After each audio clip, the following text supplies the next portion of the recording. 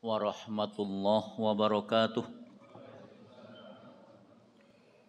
Bismillahirrahmanirrahim. Alhamdulillahi rabbil alamin. Wassalatu wassalamu ala asyrafil anbiya wal mursalin wa ala alihi wa ashabihi ajmain. Amma ba'du.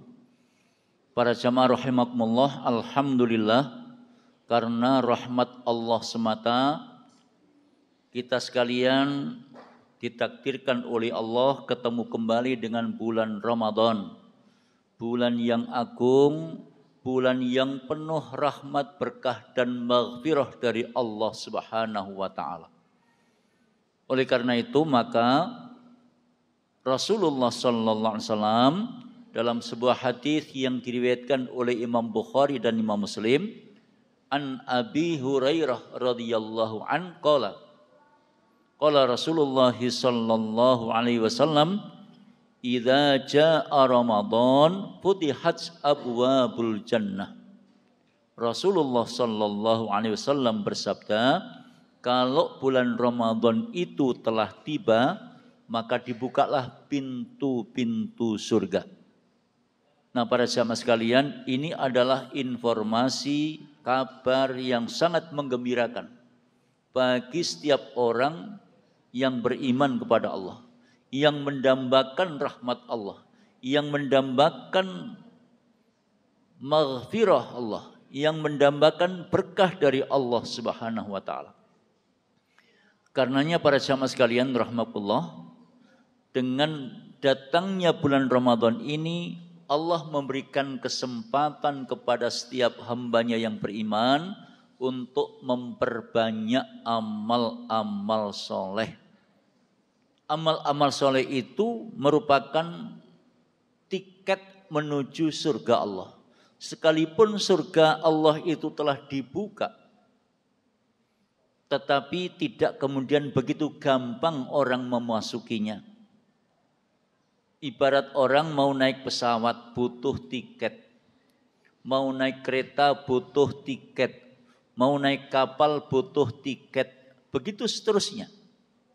Maka ketika kita hendak memasuki surga Allah, di sana kita pun juga butuh tiket untuk bisa memasukinya. Nah, tiket-tiket yang harus kita persiapkan salah satunya adalah menunaikan ibadah puasa di bulan Ramadan ini. Para jamaah sekalian rahimakumullah, kita sekalian telah menunaikan kewajiban ibadah puasa ini setiap bulan Ramadan. Karenanya lazim juga disebut dengan ibadah tahunan. Sebab kewajiban ini hanya berlaku setiap setahun sekali, tepatnya di bulan Ramadan. Allah Subhanahu wa taala berfirman di dalam firman-Nya di surat Al-Baqarah 183. A'udzu billahi minasyaitonir rajim. Ya ayyuhalladzina amanu kutiba alaikumusiyam kama kutiba alal ladzina min qablikum la'allakum tattaqun. Ayat ini ayat spesial, ayat khusus ditujukan kepada hamba-hamba Allah yang beriman. Yang tidak beriman tidak akan merasa pernah terpanggil.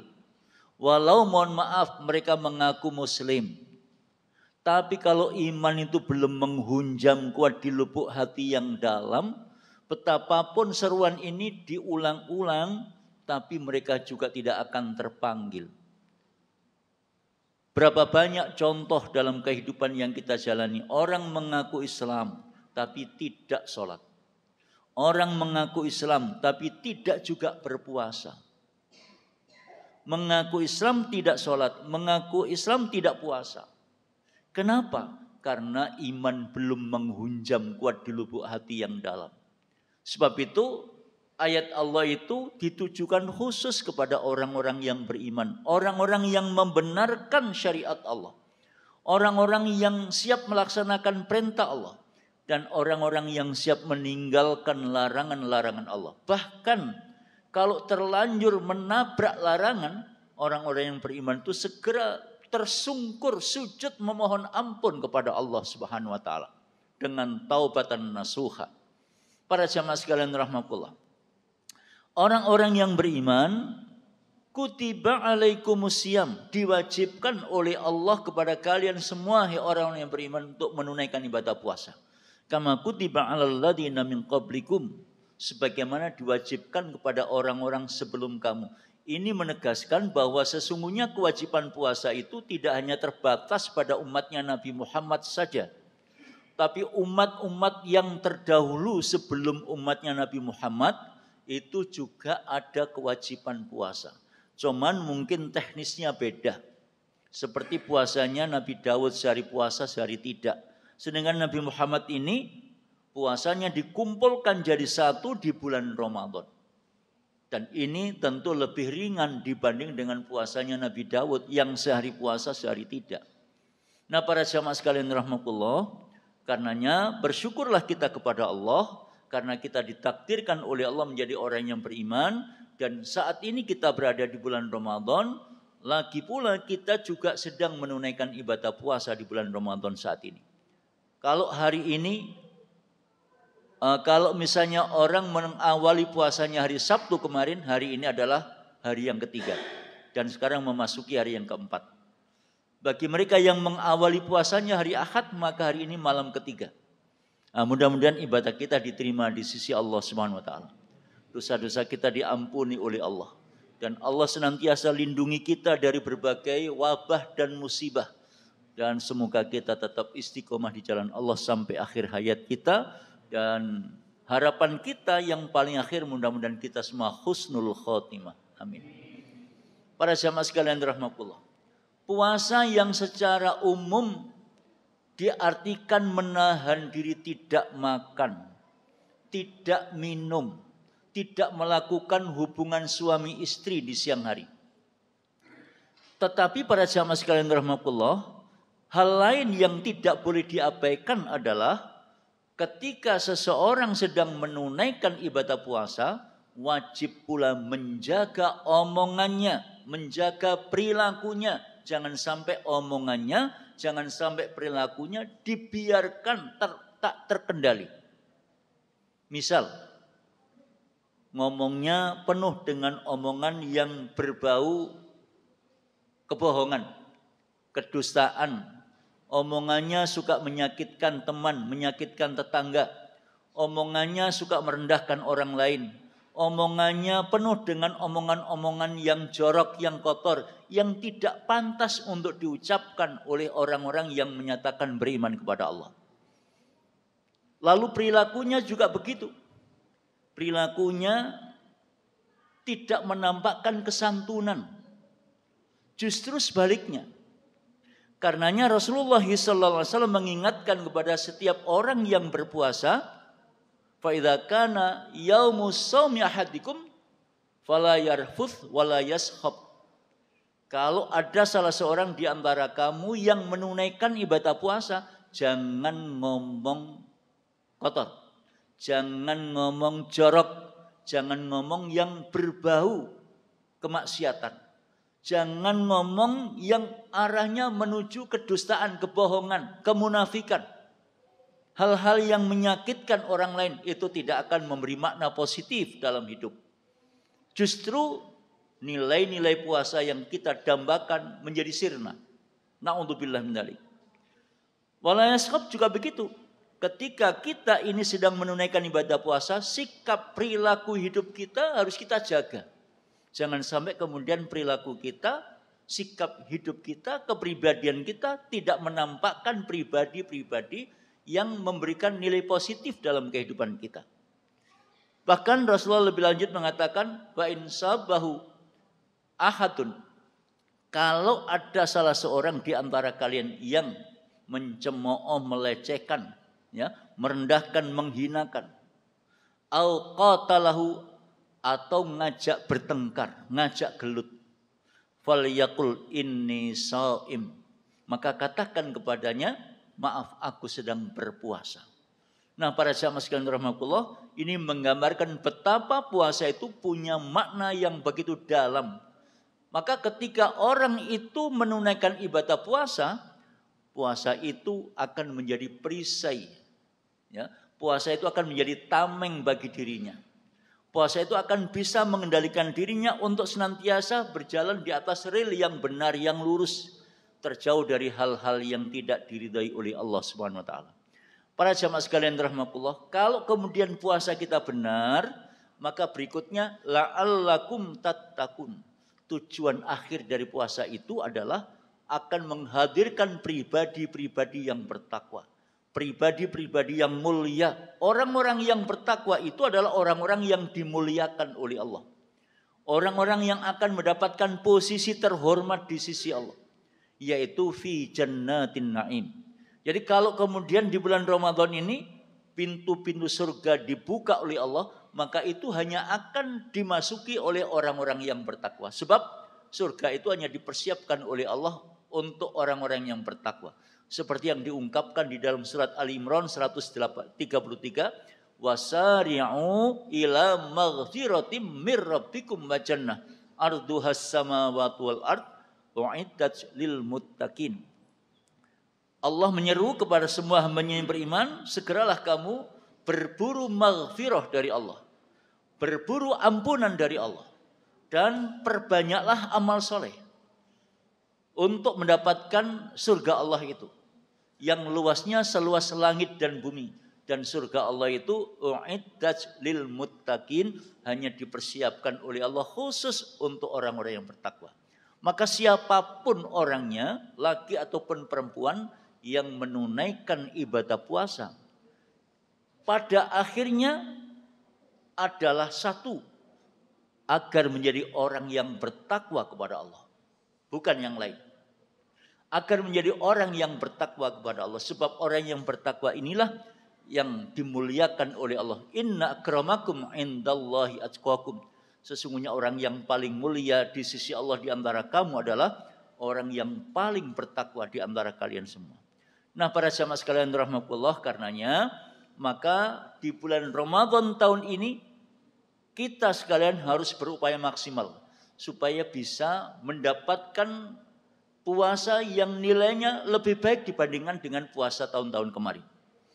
Para jamaah sekalian rahimakumullah, sungguh pun puasa itu diwajibkan oleh Allah ayyamam ma'dudat, pada hari-hari yang telah ditentukan, yaitu di bulan Ramadan. Tetapi pada sisi yang lain ada orang-orang yang mendapatkan kemurahan.